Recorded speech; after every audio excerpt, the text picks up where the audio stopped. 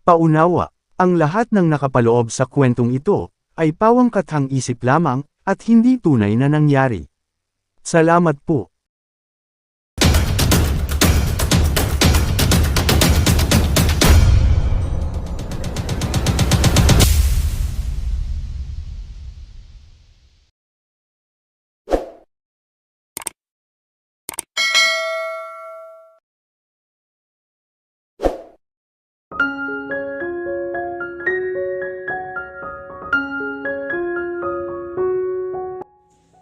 Namamanhid ako nang matapos ang meeting na iyon. Marami akong hindi alam at ang tanging si William lamang ang nagmamalakad ng lahat ng ito. Sobra-sobra na ang dapat kong pagpapasalamat sa kanya. Lumipas pa ang mga araw. Kailangan na naming ayusin ang mga kailangan dito sa bakery para sa pag-deliver nito sa hotel nila Nathan. Ang aming bakery, ang pinakakilalang bakery dito. Marami pang negosyo dito si William na hindi ko alam. Simple lang ang buhay na meron kami dito. Kilalang kilala siya, pero nanatiling napakababa niya. Hindi siya maluho. Kontento siya sa bahay namin dito na simple at parang karaniwang tao lamang. Busy ako sa mga portfolio nitong bakery nang tumawag bigla si William. Hello Will, bakit? Busy ka ba? Medyo nasa bakery ako. Magdi-deliver tayo sa hotel nila Nathan, di ba? Oo, pero iwan mo muna yung trabaho. Ikaw na maghatid ng portfolio. Kailangan nilang malaman yung cost ng bawat recipes natin. Ha? Ako na naman? Sino pa ba dapat? Ako? Umirap ako sa ere. Suplado mo. Nagtatanong lang ako Pero ang totoo, kinakabahan na naman ako. Tumawa ng malakas si William. Ang cute mo talaga. Gawin mo na yan para sa akin, please.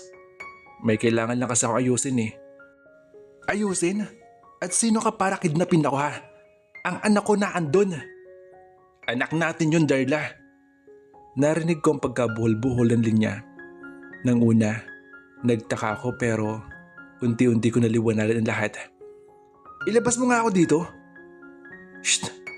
Kundi ka lang talaga matigas ang ulo, hindi kita kikidnapin. Kalmantin sagot ni William.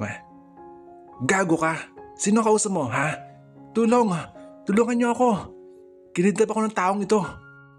Kung makapagsalita ka sa akin, parang hindi ka sarap na sarap kagabi Shut up! Rinig ko na sigaw ni Darla. Narinig kong nabalibag ang cellphone ni William at naputol ang linya. Naiwan ako nakanganga at gusto kong matawa. Namiss ko na si Darla, sobra. Ngising-ngisi ako habang binababa ang aking cellphone. Binilin ko muna ang mga gawain sa araw na iyon sa mga naiiwan sa bakery. Inayos ko ang sarili habang lula na sasakyan. Dahil nga akala ko sa bakery lang ako, ang suot ko ay kay simpleng white spaghetti top at black skinny jeans. Nararamdaman ko ang pagpapawis na aking dalawang palad dahil sa kaba. Itinali ko ang buhok ko. Susunod ang dalawang chef ng bakery at iilang samples ng aming recipes. I can't do anything though. Kailangan ko nalang matapos ang meeting na ito. Pagkapasok ko, ay may gumaybay na sa aking babae na nakangiti. Tila ba'y nakahanda na ito sa aking pandating. Sa glass door, ay nakikita ko ang sarili ko. I am so insecure sa mga babaeng malaman. Habang ako naman ay isa sa mga tinatawagan na pitit. Lalo na't nanganak ako ay nadadagan ang aking pagkapayat. Maraming nagsasabing may kahawig akong model dito sa Italy. Siguro dahil sa pangatawan ko. Nang nasa tamang pintuan na ay iniwan na ako ng babae. Humugot ako ng mahabang hininga at kumatok ng 2 beses bago binuksan ito. Nakagat ko ay babang labi ko nang makita ko siya. Nakasandal ito sa bangko niya, sa swivel chair niya, na tila inaabangan na ako.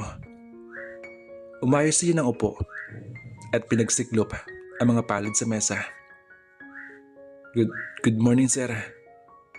Miniwestra niya ang upuan sa kanyang harapan, kaya umupo ako doon. Ito po yung portfolio. Panimula ko. Halos marinig ko na ang aircon ng yun lang umiingay. Tumango siya habang walang tigil ang paglalakbay ng tingin sa aking kabuuan. Nabigla ako nang tumayo siya. "Let me see," mahinang sabi nito. Naghila siya ng upuan at tinabi sa akin. Literal na magkatabi. Walang espasyo, halos dikit na dikit. Nalanghap ko ang pamlalaking pabango niya. Umubo ako at umayos ng upo. Hinila ko ang dalang papeles para ipakita sa kanya. May kailangan pa akong explain. Ito yung mga cookies and cakes na ire-recommend namin sa inyo. Ito naman yung buko salad. Ako yung gumawa ng recipes. Kasi gusto kong matikman rin ng mga taga rito ang pagkain Pinoy. Kinagat ko ang labi. Ang mata niyang nasa akin ay nilipat niya sa hawak kong pictures ng desserts. Alin diyan? Tinuro ko ang sariling ginawang recipe na buko salad. Okay. Approve na lahat ng iyan. Napamulagat ako. Salamat. Salamat naman kung ganun. Approve ko yan in one condition. Natuod ako sa bigla ko ay napatingin ako sa diretso sa mga mata niya. Kondisyon? Kondisyon. Tumango siya. Hinawakan niya ilang hibla na aking buhok at sinabit sa aking tainga. Kailangan makipag-date ka sa akin. Napalunok ako. Kinakabahan pa rin. Alam ko, isa na ito sa mga hakbang niya para makita ang mga bata. At hindi ko alam kung hahayaan ito.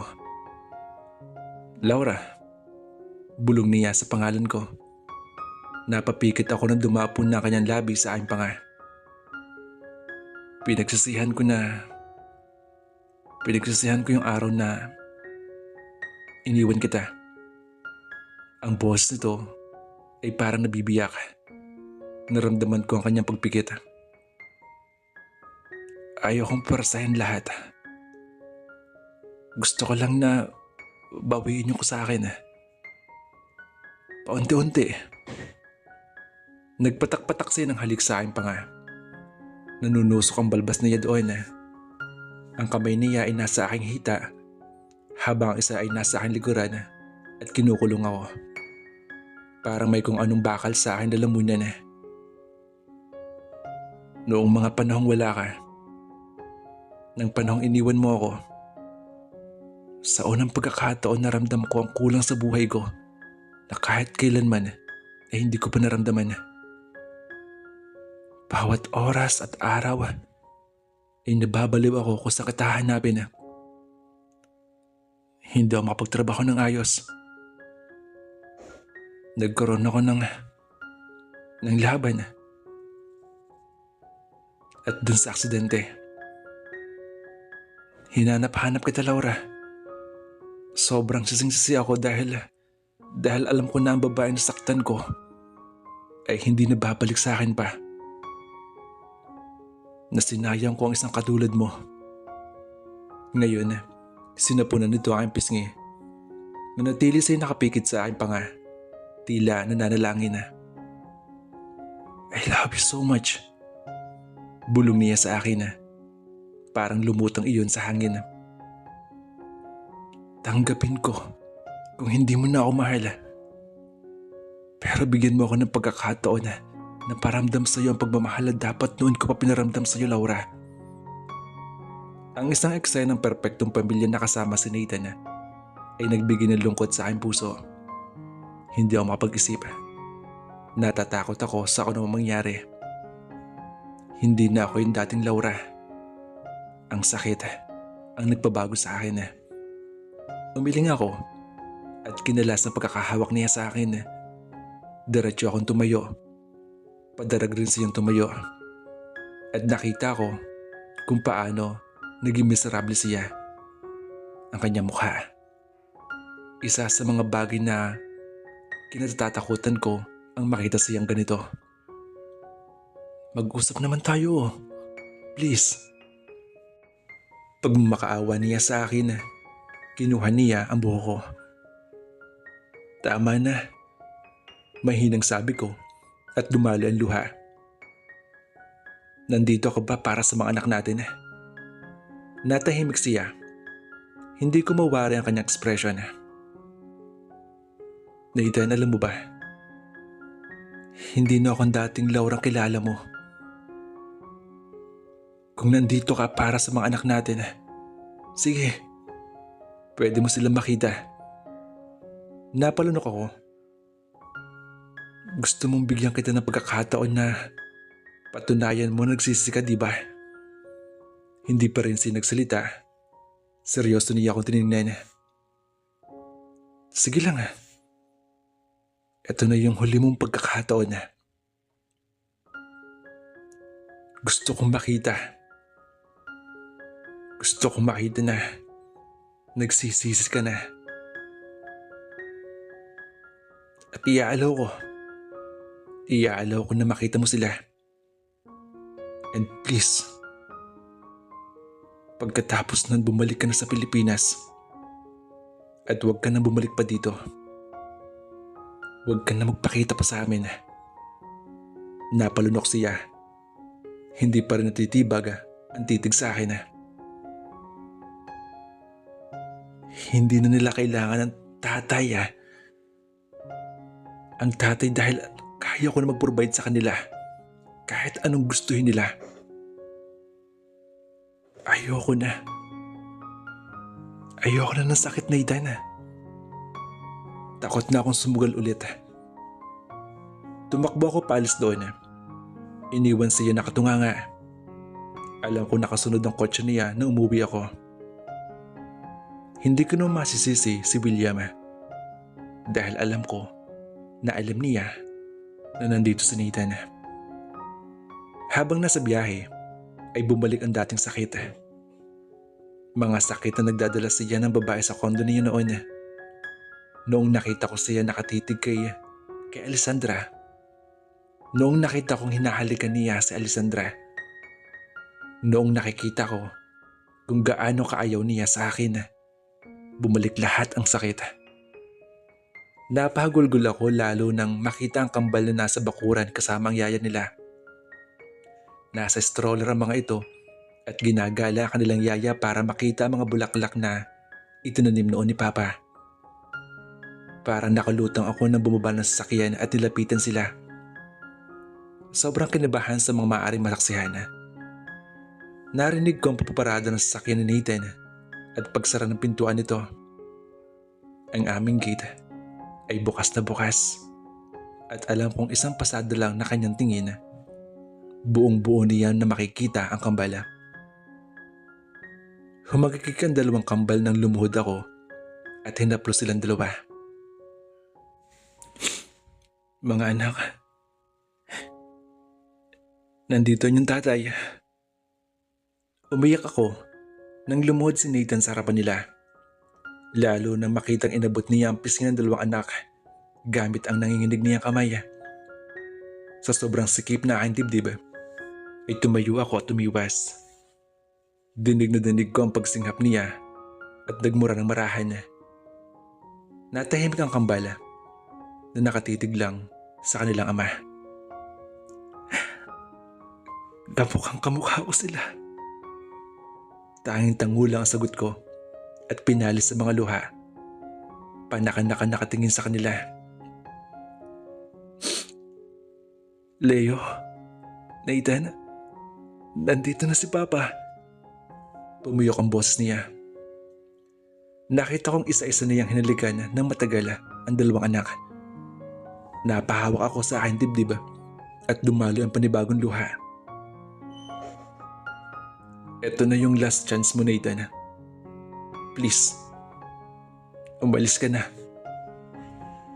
Sinubukan kong tingnan siya nang hindi ko narinig ang kanyang sagot. Si Nathan ay nakaluhod sa harapan ng kambala at yumuyugyug ang dalawang balikat habang nakabaon ng mukha sa kambala at yakap-yakap ang mga ito. Malamig sa labas at wala akong nagawa kundi ang tumunganga sa nilalambig na kristal na bintana. Hindi ko mapigil ang mga luha ko. Paulit-ulit na bumabalik sa aking isipan Ang pag-iyak ni Nathan ng oras na iyon, namimilipit na aking dibdib sa sakit. Noong umalis ako, iniwan ko na rin at kinalimutan aking pagmamahal sa kanya. Tinanggap ko sa sarili ko na wala ng pag-asa. Dito ako ngayon, hindi pa handa sa kahit ano. Oo, siguro naging selfish ako. Pero yung sakit ang bumuo sa akin. Bumuo sa akin para maging matatag at matakot ulit na masaktan. Hindi pa ako handa sa kung anumang commitment ulit. Ang tanging laman ng utak ko ay ang magtrabaho upang mabigyan ng magandang buhay ang kambal sa paglaki nila. Masaya ako na makita ang ama nila. Isa sa mga nagpapasakit sa aking puso ito. Kung wala ang kambal, hindi ko na alam kung ano mangyayari sa akin ngayon. Sa kanila ako humuhugot ng lakas ng loob. Nabaling ako sa aking gilid nang marinig ko ang singhap ni William sa aking gilid. Kailan ka pa kaya sasaya? Umupo ito sa tabi ko at hinimas ang aking buhok. Naramdaman ko ang pagsakit na aking mga mata dahil sa pag-iyak. Nandito ka na pala. Nasaan si Darla? Nakauwi na sa bahay. Tumango ako at pinunasan luha. Kumusta yung bakasyon mo? Okay lang. Ayos. Mabuti naman. Kumain ka na at magpahinga. Laura, pwede ba? Tigil mo nga yung ganyan. Ngumiti siya at ang kanyang titig ang aking kaginhawaan.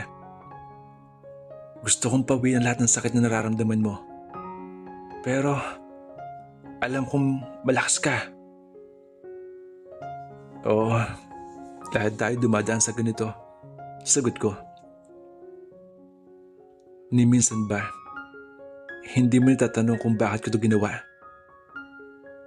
Bumulong sa akin si William. Hinalikan niya paunti-unti ang aking noo. Natahimik ako ng sandali.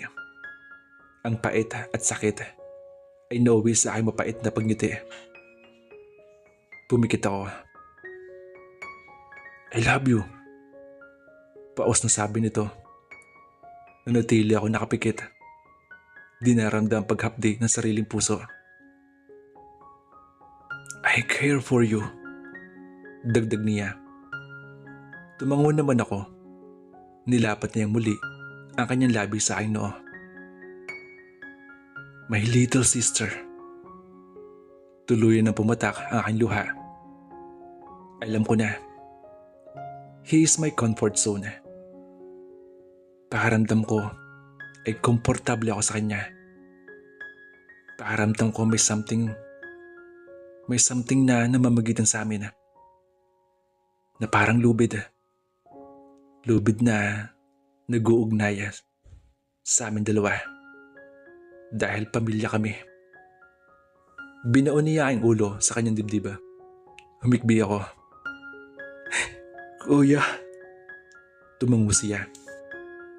Naramdaman mo rin ba? Sunod-sunod ang pagtango ng aking sagot. Nandito ako. Dahil ikaw lang yung meron ako ngayon. Minsan, nang mapadpad ako sa kwarto ni William, nakita ko ang family pictures. Kahit maliit pa siya doon, kilalang-kilala ko siya yun. Kahit sa litratong iyon, naramdaman ko kaiba sa mag-asawang naroon. Alam kong wala na sila. At si William na lang ang meron ako ngayon. Naghintay ako ng pagkakataong ito. Marahil may mga tao akong binitawan pero may taong nanatili sa tabi ko at si William iyon. Bibitawan ko ang mga taong nasaktan ako. At iiwan ang taong walang ginawa kundi ang mahalin ako. Nanahimik ako nang malaman ng mga iyon. Marami akong nakita at katibayan. Isang katibayan na rin ang aking naramdaman. At wala iyong doubt. Kinalimutan ko ang mga tagpong iyon ni Nathan. Pinagpatuloy ko ang aking araw. Palagi kong ginagala ang kambal. Kung day off ko, ay ginagala ko sila sa malapit na park dito. Habang lumalakas sila, mas nagiging kamukha nila lalo si Nathan. Nag-aayos ako ng mga orders ng cake at cupcakes para sa event. Invited kami doon kaya nakaayos na ako. Itinali ko ang buhok ko. Naka-white fitted shirt at black jeans ako. Napapaasik na lang ako dahil 30 minutes kaming late sa venue. Bale, pinauna ko ng 2 malaking cakes at nasa akin ang cupcakes na ternang cakes na iyon. Ayoko rin magalit sa nagbe-bake sa bake shop. Kasal pa man din iyon, nakakahiya. Hindi ako magkanda o gaga sa pagtulong sa pag-organize ng mga cupcakes pagdating namin. The venue ay napakaganda. May ilang naroon na hindi ko kilala. Hindi ko rin nakita ang kinasal. Baka na-delayed o mamaya pa. Mali yata ang orasan ko. Medyo maliit lang yung place. May mga ilaw. Habang nasa kalangitan ng pag-aayos ay biglang nag-dim ang mga ilaw. Natigil ako sa ginagawa ko. At sa stage, nakita ko si Nathan. Malinis ang pagkakagupit nito sa buhok nito at nakasuot nito. Napalunok ako nang inilawan ako. Gusto kong umatras. Ang lugar na may kauting tao ay unti-unting napuno. Everyone, napatingin ako na magsalita si Nathan gamit ang mababa at paos na boses. Nandito ako para mag-gris. At kung mag-fail man ako,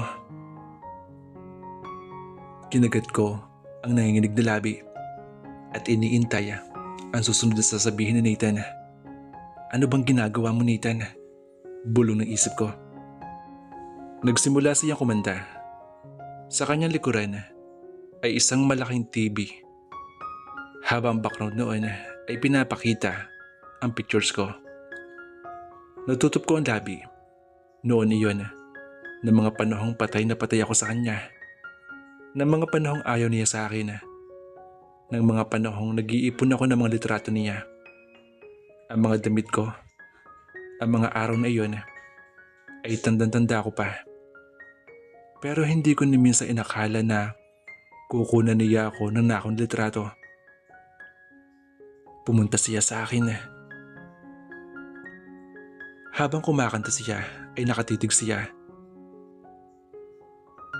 No, pumikit siya at sinabihan ito ng pag-iling. Halos makusot ko ang aking pantalon dahil sa higpit na aking hapit doon. You'll always be a part of me. I'm part of you, definitely. Girl, don't you know you can't escape me? Oh, darling, 'cause you always be my baby. Sa kabila ng mga luha, nakita ko ang mga taong sa aking paligid. Si Papa, sa gilid ni Don Anastasio. Ikinagulat ko ito na sobra. Lalo na makita si Alessandra at Nigel. Si Alessandra ay naiiyak sa gilid ni Nigel. Si Nigel naman ay hinahalikan siya sa sentido. Ang kambal ko ay naroon. Nakita ko rin si Darla na bantay ang kanyang anak at ang aking kambal. Katabi niya ay si William na tahimik akong pinagmamasdan. Hindi ko inaasahan na pupunta sila dito. Napapitlag ako nang hindi ko na malaya na si Nathan ay nasa aking tabi na. Oh darling, 'cause you always be my baby. Bulong niya sa akin. Hinawin niya ang ilang hibla na aking buhok. Bawat pagsayad ng kanyang balat sa aking balat ay tumitindig ang balahibo ko. Tahimik ang lahat. Nagtapos na ang musika. Huling nakita ng aking mga mata ay ang sariling natutulog sa kwarto ni Nathan. Mas lalo akong naiyak. Halos hindi ko siya matingnan diretso sa mata. Ayoko na masaktan. Ayoko na mahulog ulit sa lalim ng kanyang titig. Noon, napakatango ko na Naaminin sa sarili ko na ginaganito ang labi at pumikit. Na nahulog ako sa 17 years old na si Laura. Umiwas ako at yumuko. Hindi ko pinahalata ang pagkagimbala. Humakbang muli siya sa akin at halos maramdaman ko na ang init ng kanyang katawan. Ipinakita niya sa akin ng mga bagay na never ko pang na-experience. Ipinaramdam niya ang saya na never ko pang naramdaman. Namula ng husto ang kanyang mga mata. Pero sinaktan ko siya. Umalis siya. At sa pag-alis niya, madami ako na-realize. Yumuko siya at hinawakan na aking kamay. Kapwa nanginginig ang aming palad. Nasa isang paglayo niya, na libo-libong sakit ang aking naramdaman. Pilit kong hinihila ang aking palad, pero hindi niya iyon binitawan. Nahulog ako sa kanya. Minahal ko siya. Ngumiti siya na mapait. Ngayon, klaro pa sa tubig, nakita kong dumalo ang kanyang luha. Nanatiling tahimik ang madla. Narinig ko lamang ang pagsinghap at pag-iyak. Baby, please. Pagmamakaawa niya sa akin at lumuhod. Bumalik ka na sa akin. Nasapo ko ang aking labi. Nagmamakaawa ako sa iyo. Ibinaba niya ang mic at tumingala sa akin. Nathan, ano ba? Diin ko na saway sa kanya. Sunod-sunod na patak na aking luha. Yumakap siya sa aking tuhod. Pero itinulak ko siya. Dahil sa iyak niya siguro, sa isang tulak ko lang, ay napaupo siya sa sahig. Tiningala niya ako habang lumuluha. Laura, umalis ka na. Sigaw ko habang umiyak. Umalis ka na, Nathan. Ano na naman to, ha? Sabi ko umalis ka na, di ba? At bumalik ka na ng Pilipinas. Nakaawang lamang ang labi niya. Hindi na ako yung dating Laura. Hindi mo ba naiintindihan? Pinunasan ko ang aking mga luha. Kung nasasaktan niya mang ego mo dahil sa kambal, pues sige, makikita mo sila. Pero huwag mo na ipilit ang sarili mo sa akin dahil hindi na kita mahal. Hindi na ako yung 17 na Laura. Naintindihan mo? Ayoko na sa'yo. At sana, huwag ka na magpakita sa akin. Bawat sigaw ko, ang siyang pagdaloy na aking luha. Inisang hakbang niya lang ako na halos ikatras ko. Niyakap niya ako at hinaplos ang aking mukha. Pinahid niya ng dahan-dahan na aking luha. Huwag ka nang umiyak. Shh, please. Paos niyang pag-aalo sa akin sabayan na kanyang pagtango. Umalis ka na. Umalis ka na. Hinampas ko siya sa dibdib at pilit na tinutulak. Tumango siya pa ulit-ulit. Pinatakan ng halik ang aking noo. Nagtagal ang labi niya doon na parang hindi ko kayang pakawalan. Akala ko aalis siya. Pero kinuha niya ang aking kamay at nilagay doon ang kumikinang na singsing. I love you. Bulong niya sa akin. Unti-unti siyang tumalikod. Nakita ko kung paano tingnan ni Don Anastasio ang kanyang anak. Nakita ko kung paano naging seryoso si William at Nigel. Si Alessandra nagulat sa nangyari. Si Darla na tahimik ako minamasdan niya. Habang ako, nasa gitna lamang hawak ang singsing na kanyang iniwan at may pusong duguan.